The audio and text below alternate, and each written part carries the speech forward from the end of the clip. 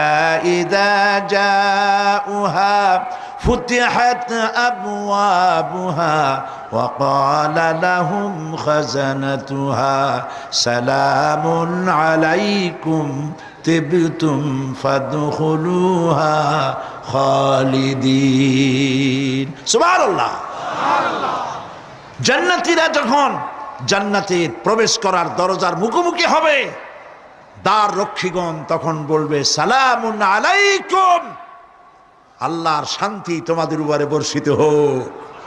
সুবহানাল্লাহ।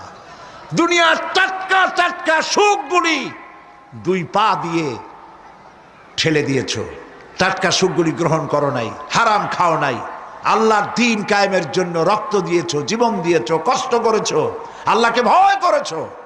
আমাদের সালাম গ্রহণ করো, জান্নাতের মধ্যে ঢুকে যাও চিরকালের জন্য। সুবহানাল্লাহ।